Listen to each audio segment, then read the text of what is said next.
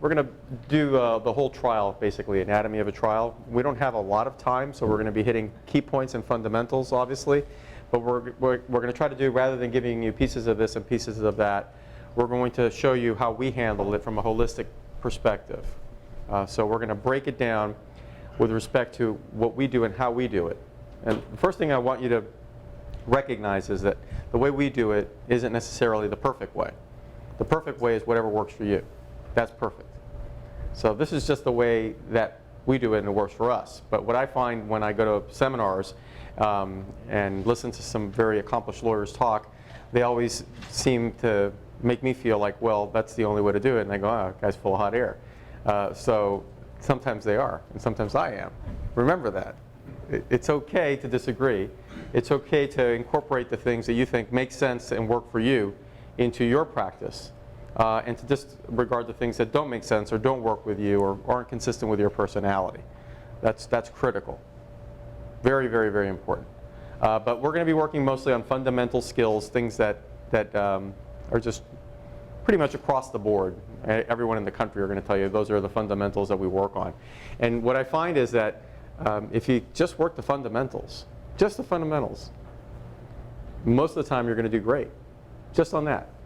And then if you add in some creativity and if you add in some good high-tech stuff that you can throw in there, it just increases the chances of getting a nice result.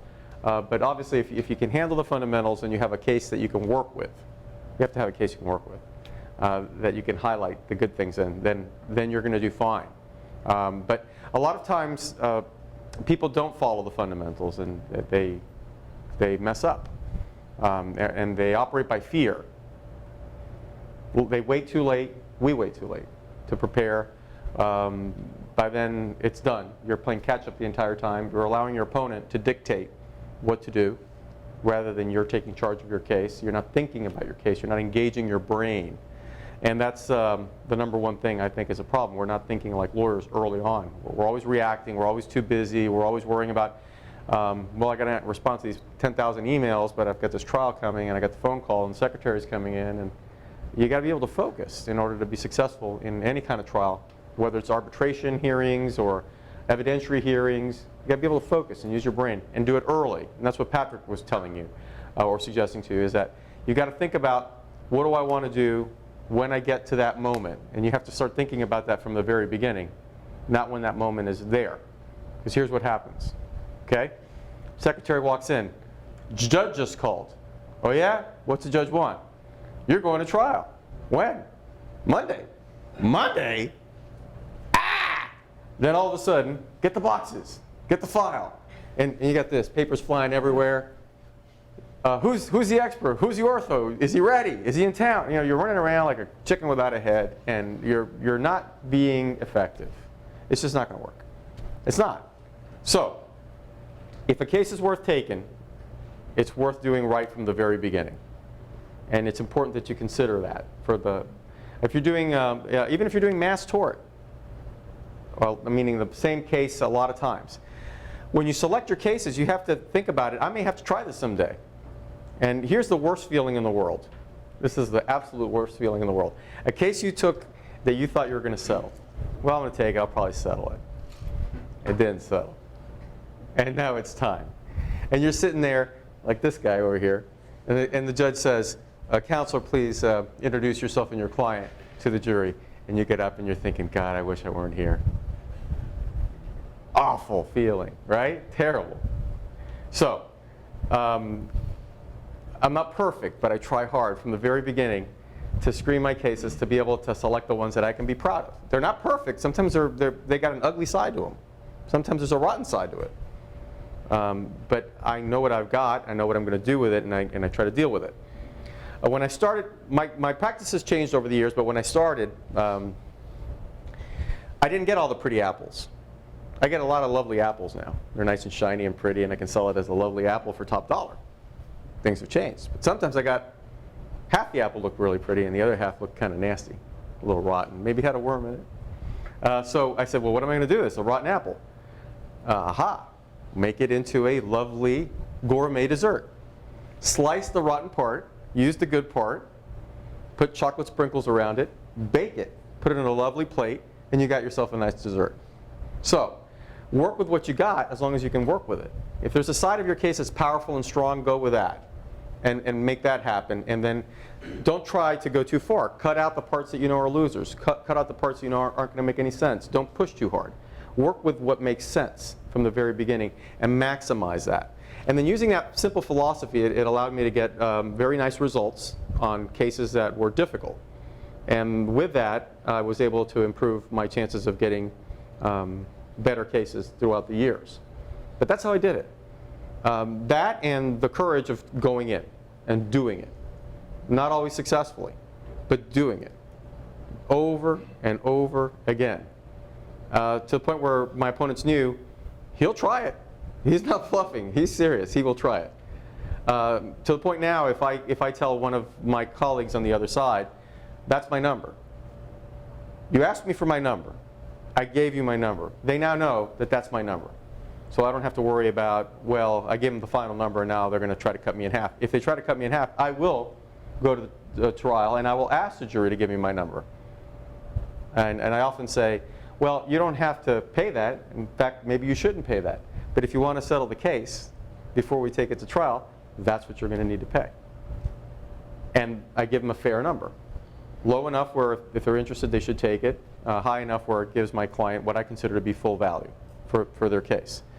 But to be able to get to that point, you have to be able to establish credibility and show that you've done the work on your case to be able to get that type of settlement.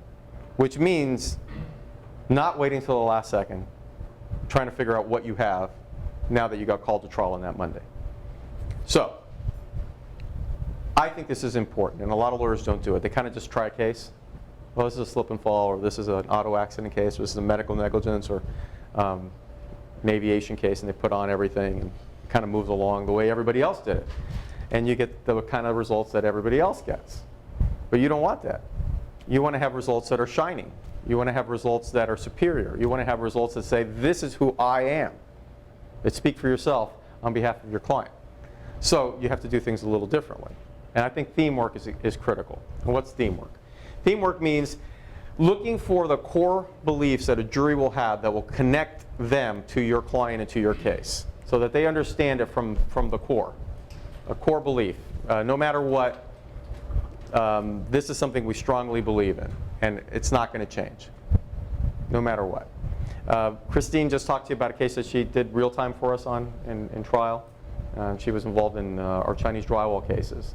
Chinese drywall was had sulfur coming out of the walls, and it destroyed plumbing and pipes and all those things. We tried the first one in the country to a jury as part of a bellwether case.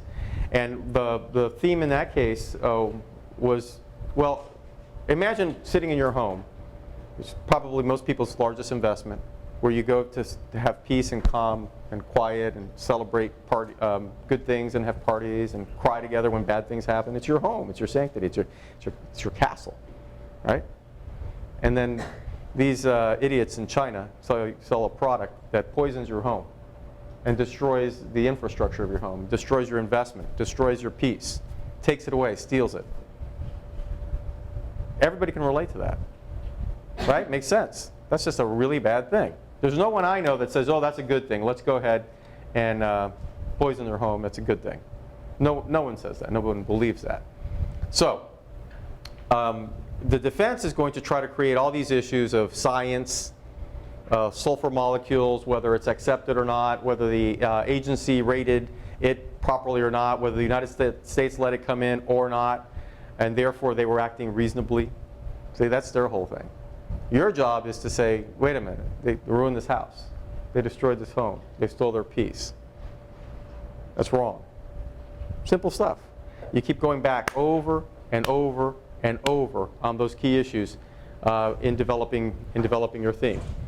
I had a case involving an electrocution of a little boy who was walking by a bus shelter, and there was a pole here and there was a bus shelter here, and he touched it, then touched this side, and he got electrocuted. Bzzz. Killed. Horrible case. A very large verdict. It was $65 million. We got punitive damages as well on a wrongful death case. The issue there The theme was an electrical death trap. Killed a little boy. It was an electrical death trap. And you keep going back to, it's an electrical death trap. No matter what the defense is, you keep going back to what your theme is. It's an electrical death trap. People can relate to that. Okay? Let me give you another example. Medical negligence, very complicated. Everyone knows that. A lot of science, a lot of doctors testifying, a lot of medicine involved. And it's very easy to get lost in the morass of technicality and lose the jury.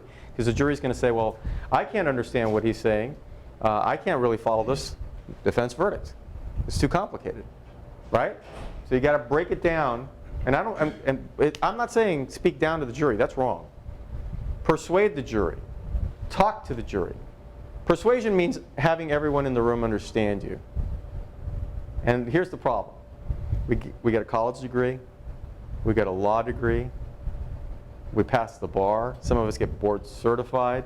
We learn about these experts in these areas, and we learn the lingo. We read the literature, and we start understanding it really well. And then there's a tendency to want to talk the talk. Right? So you're having this high-end discussion with your experts, you're cross-examining the defense experts with these high-end discussions. Nobody knows what you're talking about. Nobody. Not the judge and not the jury. But you're smart. Look at me.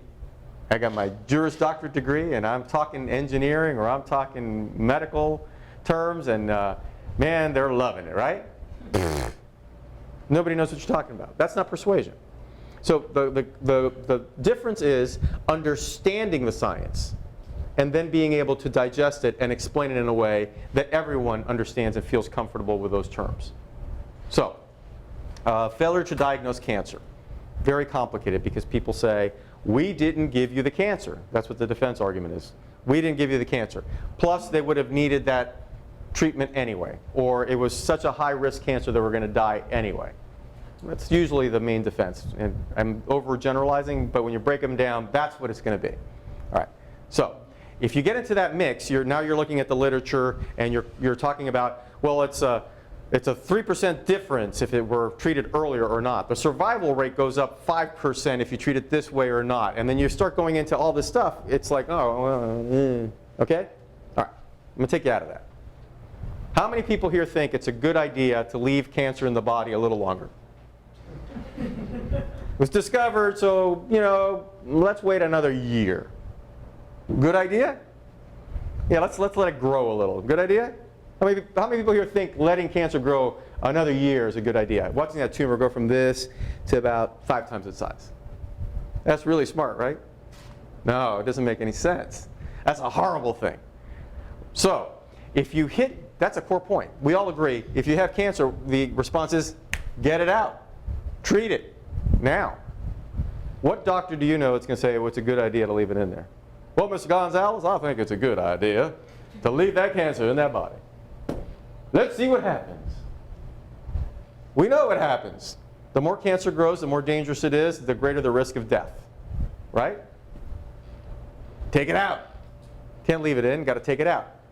So, you can't wait until it's too late to take cancer out. Right? Good theme.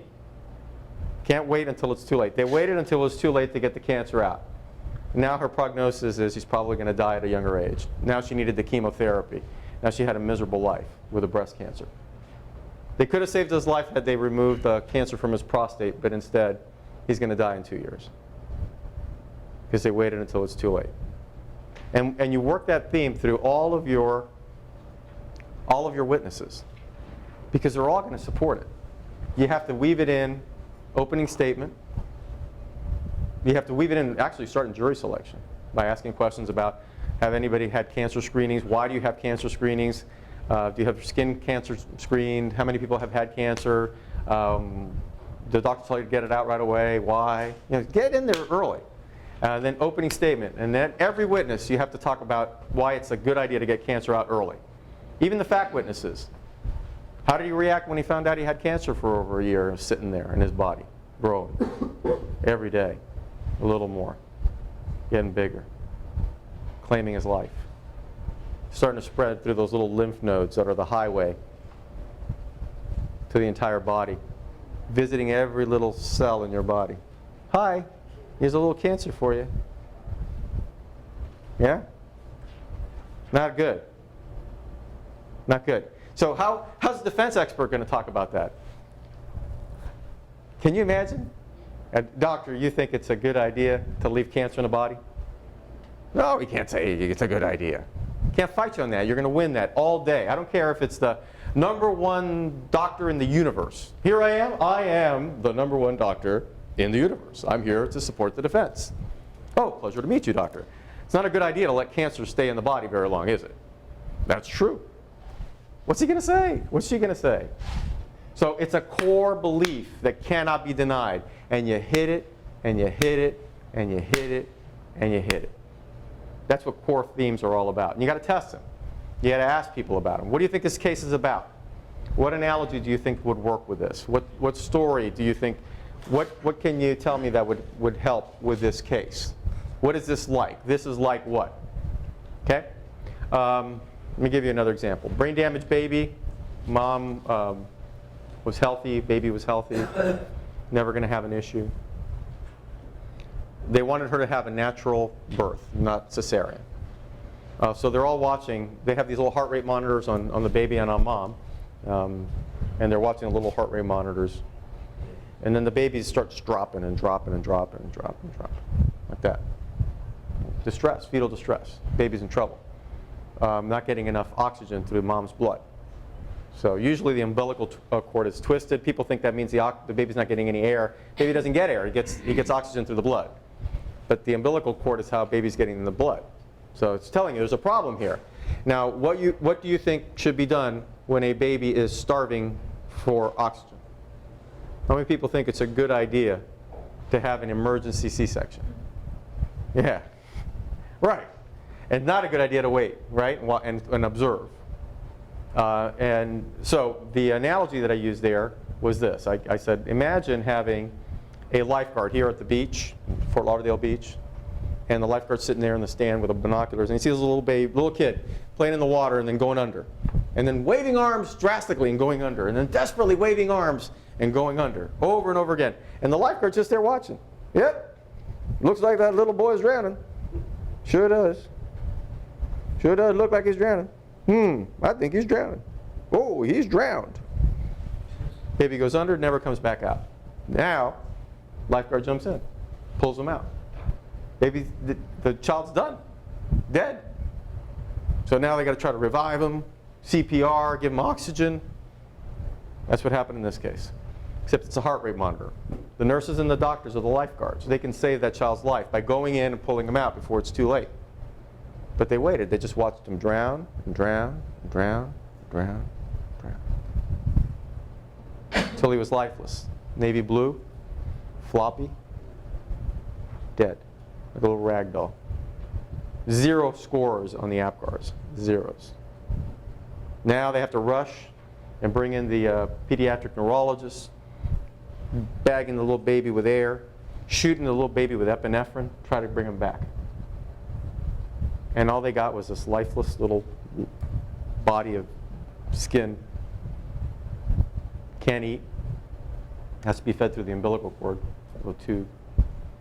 Can't talk. Can't see. Can't hear. Can't move. Forever. Happy birthday. So that's what that case is about. We got $61 million on that case. I didn't think it was enough. But it was a very simple theme. The defendants were arguing there was a bacterial infection in the placenta. They were arguing that it was congenital. They were arguing that the baby had a stroke in uterus. And I kept coming back. Yeah? So you then, obviously you're not ignoring the defense, but are you otherwise still continuing to focus on your theme, and are you not putting as much emphasis on defending? You understand my question? Yeah, I do, absolutely. I don't ignore the defense. By defending, you're giving credence to some degree, but I don't ignore the defense. I take on the defense on the points that I can win. I distinguish it, and I pound away at my points. I play to my strength, which is not defending the case all day. That's not where my strength is. That's where they want to take me. They want to play soccer over here. That's a European game. I don't play soccer. I play football. It's American. We play American football over here, not that thing you guys call football. That's soccer. So you take them out of the soccer field and bring them to the football field. But you got to go in there a little bit. You have to understand their science. You have to hit their points or counter them, show how they're ridiculous or they don't work. For example, the placenta was infected. Well, guess what? The pathology at the hospital that had no axe to grind initially found nothing wrong with the placenta. Healthy placenta. Nobody said that there was anything wrong with the child. None of the medical records said that the child had had a stroke. So where did all this come from? Well, they went and they hired this pathologist after the fact who came up with this nice theory that the placenta was infected. Of course, by the time they looked at it, there was no placenta. None. They're basing it on records, and the records say that there was nothing wrong with the placenta. So you go in on that. Then you believe the doctors did a fine job, don't you? Yeah, they did a fine job. And a good doctor has to record everything they find, correct? Right. And what you found here was every examination the baby seemed healthy, right? Right. All the sonograms showed the baby seemed healthy, right? Right. Looking at the records when the baby was being born, nothing in there said the baby was suffering from a stroke, correct? Nothing, not a thing. No. Then in closing, you go back and you do what I had a lot of fun with. I called it the anatomy of a defense. How did the origins of the defense, the genesis of the defense. Okay, so for close to $350,000, you too can have this kind of medical defense. You get these experts and you show them these records, but you don't show them the whole thing. And then you get this one, you show them only this part, but you don't show them the whole thing. And then you'll get yourself enough to argue to this jury as to really what happened. But what can't be denied? You see these heart rate monitor records? You see these 60-point drops? You see these drops for over a minute without recovering? You see these shoulder drops down the mountain here? You see that? Over and over and over and over again. And we know that you waited over a day before you actually had the baby. Now, you think that might have something to do with it? Baby's fetally distressed and starving for oxygen and literally drowning, and you're witnessing it and watching? You think that might have something to do with it? Oh, no, no. It was the placenta, whose pathologist at the hospital said there's nothing wrong with. Oh, no, no. It was the child had a stroke, where none of the records show that the child had a stroke and he was a healthy baby. So it can't be what we're looking at, these records that say that the child was in fetal distress and nobody did a C-section. Ring the bell, run. No, it wasn't that. So that's how I handle it. But I do get in there. But if my major punch is a right hook, and I'm not too good with my left jab, I'm not going to spend all day working on my left jab, get my butt kicked. I'll do enough to block it off, to hit where I can, and then set up my right hook, and that's where I'm going all day, over and over, especially if I have a weak jaw. I'm going for that weak jaw with my right hook, where my strength is, all day. So I don't spend a lot of my time, some of it I do, worrying about my weaknesses. In fact, sometimes I just walk in and concede them. It's so powerful. It frees me. Well, I'll just say, yep, that's true. That's true. But let's talk about this. I'll give it up where I need to. It also gives you tremendous credibility. So we'll talk about it a little bit more when we do openings, but I like to show the whole frog. The warts, that ugly long tongue that comes out and eats insects. Green. Some people don't like green. My frog is green. It's got warts. It's got a big tongue. Eats insects. But let me tell you how important he is to the pond and how the entire natural environment is balanced because of my frog here and how he's helpful and how lovely he leaps. Here's a picture of my frog leaping. See that? Isn't that cool? Now, they broke his little leg, can't leap anymore. So that's what I do. I talk about the whole frog. And I let them hear it from me. I think it's really, really important. And that's consistent with the theme work. There's two types of themes. One is for liability, and the other one is for damages. So you have to get the jury to understand both themes. They're related, but one is to show a connection on why the defendant did something wrong, and the other one is to show the impact it had on your client. Generally speaking, and I'm bringing in a lot of things that we're going to be talking about throughout the rest of the seminar. Generally speaking, you have to spend a lot more time on damages. How many people do plaintiff's work as opposed to defense work? All right, most people. Okay. Plaintiff lawyers, you got to spend more time on damages. A lot of times we spend all our time fighting liability, fighting off the defense arguments. Every little thing they throw at us, we fight it off. Establishing liability over and over again. So on a 2-week trial, we'll spend all but 1 day, maybe even half a day, half a day on damages, and the rest of it is all liability, because we're all worried about liability. So then you win, and you get a peanut verdict. And you're wondering, oh, what happened? I did so well. You didn't do that well because you didn't work on damages. So if you want the jury to think this is a big case, you have to show them why it's a big case. And you have to bring in the witnesses and the experts and the testimony and the demonstrative aids. Some of the things that I do on personal injury cases, if it's a rehab case, I will bring in the physical rehab person to do rehab in the courtroom with the child or with the adult to show what kind of work they did. I will go to the center where they're doing rehab and I will film them there doing the different exercises. And then I edit it and I either have the plaintiff or the rehab expert talk about it. What are you doing? Why are you doing it? What's the impact of that? How does it affect them?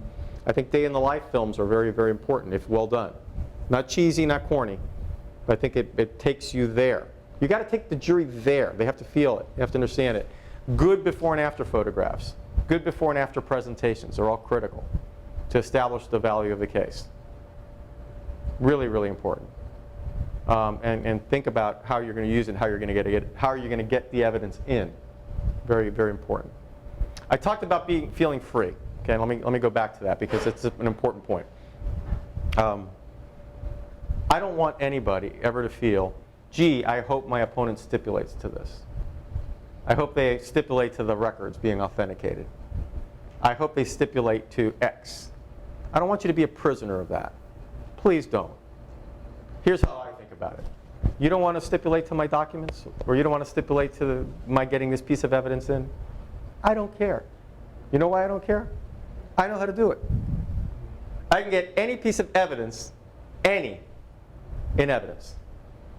And we're going to talk about how to do it today. And you will know today how to get any piece of evidence in, period, bar none, assuming it's admissible. Right? Assuming the rules of evidence allow you to get it in, we're going to go over what you need to do to get it in, and that's it. And if you don't stipulate, I don't care. Don't care. Doesn't matter to me, because I'm going to get it in. It's just going to add a couple more sentences to my presentation, and I'm going to get it in. I want you to feel that way. I also want you to feel that way when you impeach. Some people don't impeach properly. They just don't. And then when people objection, improper impeachment, sustained, and you're trying to figure out, well, I'm using the depo, what's wrong? There's a series of questions you have to set up to properly impeach. And it's actually a lot of fun because the jury thinks, wow, man, this is like really important. You build up the importance of it, and you let the jury know that something important and big is coming out of this, and then you hammer them with it.